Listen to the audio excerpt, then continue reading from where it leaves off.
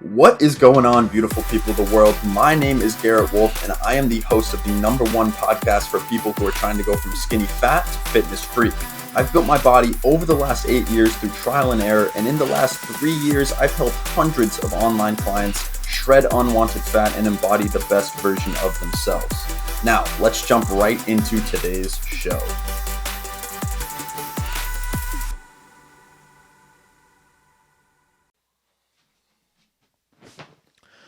What is going on, everybody, and welcome back to the Garrett Wolf podcast. This is the #1 show for people who are trying to go from saggy flabs to six-pack abs, all without giving up the most enjoyable aspects of their life. If at any point during this episode you enjoy what I have to say, or you think I have a pretty face, then please screenshot me, share it to your Instagram stories, tag me at _Garrett Wolf, and I will reshare it to my story and send you a free gift. In today's episode, guys, we are going to be talking about how to keep a beach body year-round, or the best way to keep a beach body year-round. This is a strategy and implementable action step advice, because on the podcast, we've been doing a lot of motivational speaking lately, but not a whole bunch of implementable action steps for my fitness peeps out there. So this one, we are going to be talking about that, all about how to keep a beach body year-round. This is a strategy that you can implement into your life if you want to have quick results, if you want to see a beach body year-round, and if you want to be shredded on the beach year-round, even when it's cold outside. So we're going to be talking all about that in a second. But first, I wanted to talk to you guys about a few things that are going on in my life. So if you guys have been following along with the pods, or if you've been following along, hold on, my mic is peaking there. Or if you've been following along with the journey, then you know that we are currently on contest prep. We are about 10 weeks out, and I am super fucking excited, and I'm starting to realize a few things. All right, I'm starting to realize a few things. Number one, I'm realizing that I am small as fuck, all right? Because I woke up this morning and I weighed myself, and I was 156.2 pounds. And mind you, I have not been 156.2 pounds since I started my fitness journey back in 2014. So this is when I started my fitness journey, when I started doing the HIIT workouts in my basement. I was about 14 years old. By the time I was about 15, so when I started, I was probably around 185, 195 pounds at 14 years old. So kind of a fat, round little boy, right? Kind of short, stubby, fat. And then I started cutting like aggressively hard in my basement by doing HIIT workouts and restrictive calories. I restricted my calories all the way down to 1,100, as some of you guys know. I went into a complete starvation diet. And I started losing fat incredibly rapidly. And that is when I got all the way down to about 155 pounds. And I turned into kind of like a stick figure, for lack of a better term. And I couldn't keep the fat off because that kind of diet is unsustainable in the long term. So, long story short, guys, I am about the same weight as I am when I started my fitness journey. Mind you, though, my body does look a lot different. I certainly no longer look like a stick figure. But one thing is for sure, is that I need to get a lot bigger, my mans and my ladies out there. I need to get a lot bigger, and I'm getting incredibly motivated to not only step on stage, but to then book another show afterwards. We'll see about this. Don't quote me on this, but to book another show after, like a year out, and really try to fucking bulk, really try to bulk for like the vast majority of the year, like 8 months, and then you can kind of go into contest prep for 4 months, right? Like 16 weeks, and cut down and get ready for the show. I'm really thinking about that. That's in the back of my mind because I want to get fucking jacked. I want to get huge. I want to get juicy. And I don't think 156 pounds is very big for someone that's 5'9 3/4. We'll call it 5'10. Call me 5'10. And I don't think 156 pounds is very big for that frame. I mean, it can look decent when you're shredded, but I want to look like a motherfucking Baki character. I want to be jacked. I want to be juicy. I want to be tan. So 156 pounds is not enough. However, we are still going to bring the most gut-wrenching physique possible to the stage. I'm going to get as motherfucking shredded as possible. We are currently in a caloric deficit. However, we're doing very nutrient-dense foods, very bulky nutrient-dense foods. Most of my meals are looking like this: 100 grams of greens, 150 grams of protein, and 130 grams of rice. That's kind of my meals. I do that kind of 2 to 3 times a day. And then the first meal of the day is, I believe, 150 grams of cream of rice, 30 grams of protein powder, 30 grams of peanut butter, and then like 30 grams of blueberries or some shit like that. So if you've ever had cream of rice, right, the meals are incredibly voluminous. And if you tuned into my podcast yesterday, you know all about the story of why it's so hard for me to eat meat. Because I grew up on a farm, et cetera, et cetera. I watched the animals get slaughtered. I got to smell the air. I got to see their dying faces. I got to see the chickens running around with their heads cut off, et cetera, et cetera. If you want to hear more of that story, then definitely check out yesterday's pod. But I want to tell you guys a little bit about why I struggle so hard to eat voluminous food, because it's really not that much food. I only have 5 meals a day. 2 of them are like, one of them's a protein bar and the other one's just a protein shake. So I don't even count those. I really have 3 meals a day. And they're, like I said, the first one's like cream of rice. The second one is just meat, vegetables, and rice. And the third one is just meat, vegetables, and rice. It's fairly simple, right? But I'm very, very much struggling. I hit up my coach this morning to try to figure some things out. He kicked me in the ass and he said, "You're being a pussy, be a man." Literally, that is actually what he said to me. And I laughed my fucking ass off. I was like, "You're right, man. You're right. You're the man. You're the coach. You're 176 pounds shredded. I'm going to listen to you and I'm going to be a man. I'm going to wake up earlier." And that is exactly what I did today. And that is exactly why we are late for the pod. Not late, right? Because I don't put a time limit on it, but that is why the pod is later than usual, because I woke my dumb ass up at 6 a.m. so that I could eat a gigantic bowl of cream of rice where I almost puked into my trash can multiple times. And then I ended up crashing and falling asleep on my couch because I was deprived of sleep because I went to bed at like 2 a.m. because I can't use any sleeping agents. So I woke up at like 6 a.m. I ate my food. I crashed on the couch, and now we're here. But I want to get into why it's so hard for me to eat these voluminous foods. And it's so goddamn hard for me to eat these voluminous foods because I fucked myself over when I started cutting back when I was 14 years old, when I was 185 pounds, right? I fucked my metabolism up and I fucked up my stomach by going into a starvation diet, by going down so low in calories so consistently over and over and over again. And this is a huge mistake that a lot of people make, right? When they first hop on a fitness journey, a lot of people want to just cut body fat, shred body fat. I'm sick of this body fat. I want to reveal my muscles. I want to cut this fat, right? I'm so unhappy. I had someone in my DMs yesterday saying, "I'm sick of being called flabby tits," right? "I'm sick of being made fun of by everyone. I just want to cut this fat." And I'm like, bro, I get it, right? I get it. I was there too. But I really ruined my body when I cut down that hard for that many months with that low amount of calories. It haunts me to this day. Mind you, that was about 8 years ago, and still to this day, I struggle with eating voluminous foods. I'm still dealing with the repercussions of my actions of 8 years ago. So this is why I heavily caution you guys, even all you skinny fat men out there, I heavily caution you when it comes to cutting. Because, brother, you don't even have any muscles to cut down to anyway, brother. You are already in a caloric surplus. You might as well work with your body. There is no need to cut down. You have no muscles. You're going to turn into a stick figure. Then you're going to gain it all back in 6 months. It's not going to be fun. You need to listen to this advice, all right? Follow in my footsteps. Learn from my mistakes so that it doesn't take you 8 years to become 156 pounds at 5'9". Learn from my mistakes so that you can build muscle initially first and not ruin your metabolism. Learn from my mistakes so that you can work with your body and not against your body, and you can actually make progress instead of going in circles like most of these fitness people do. So this is why it's so hard for me to eat voluminous foods, because I ruined my metabolism when I first started cutting back when I was a skinny fat little boy. And this brings me to my next kind of story, which was last night when I was eating my 4th meal, which was 150 grams of chicken breast, 100 grams of rice, and 100 grams of greens. I couldn't eat the rice and the greens, guys. I really tried, dude. I was shoving it in my throat. I was gagging. It's like, dude, I'm really trying. I'm quickly becoming a person that will do whatever the fuck it takes to make way, like move forward towards my goals. I'm seriously that guy that will do whatever the fuck it takes. I'm adopting some hilarious strategies from I observed some speed eaters, some speed eating competitions. I observed and I noticed, I reconciled that they take huge ass bites and then they flood it with water. They mix it around in their mouth and then they kind of swallow shit whole. So I adopted this strategy and it works very, very, very, very, very well. Not to mention, it works very well to help you get your water intake in throughout the day, but it also helps you kind of dilute the food with water and make it so you can kind of just swallow bits and pieces whole.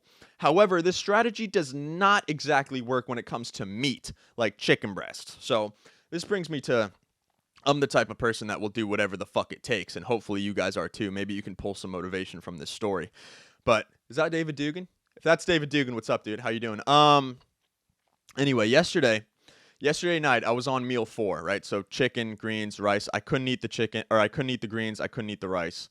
However, I needed to get the chicken down. I needed to get the protein down, but I was struggling. I ate about half of it, so like 50 grams, and I had about 50 grams left, which is a decent sized portion. It's about half a chicken breast, about 2 ounces, about 11 grams of protein. I wasn't going to let that go down. I wasn't going to let that slide. I needed to eat that shit.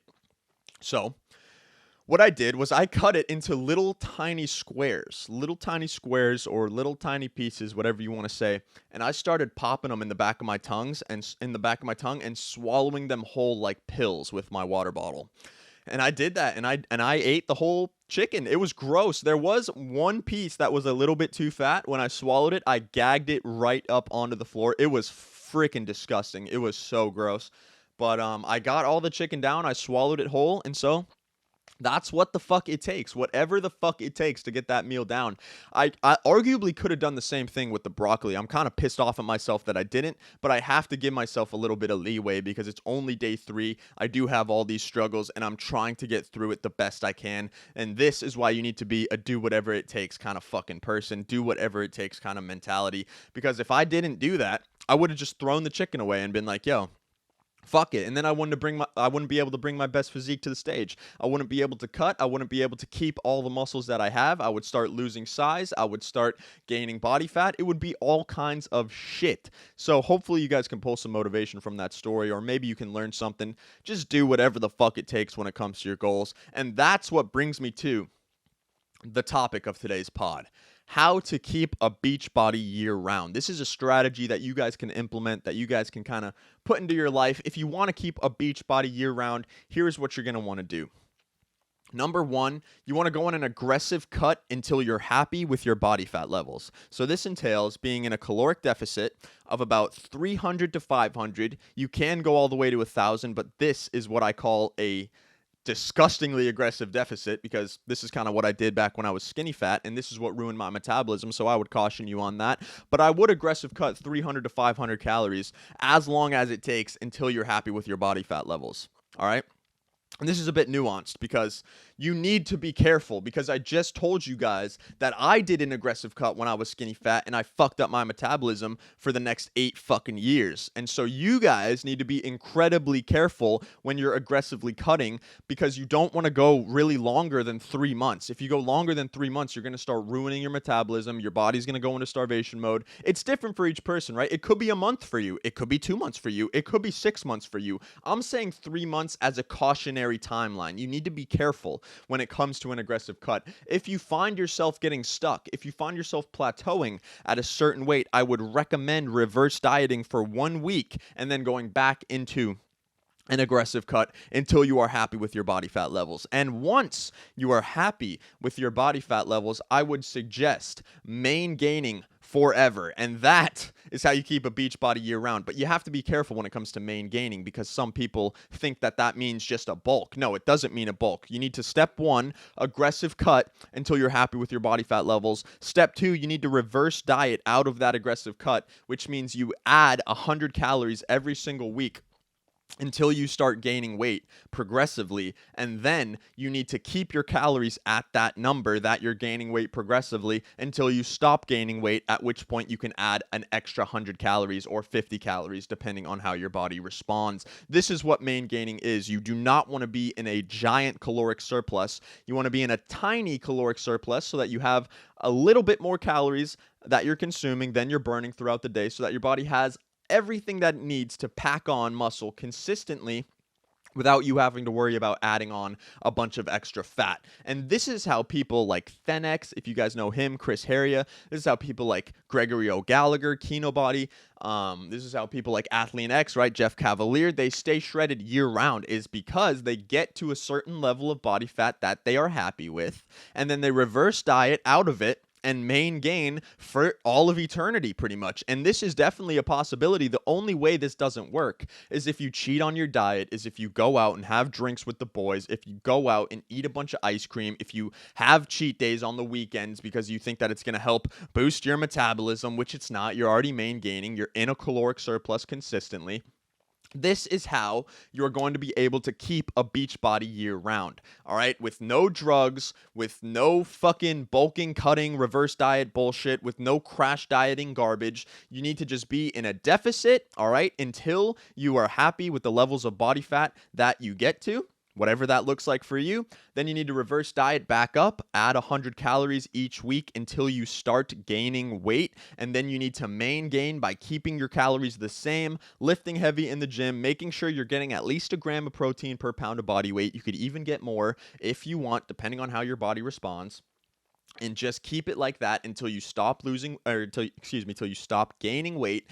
Then add an extra 100 calories or 50 calories, depending on how your body responds, and gain more weight that way, and keep going up that way, making sure you're gaining strength in the gym, getting stronger, feeling good, and feeling energized and feeling satiated. And that is how you're going to keep a beach body year motherfucking round. All right, guys, I hope you can implement that. I hope you took some value from that.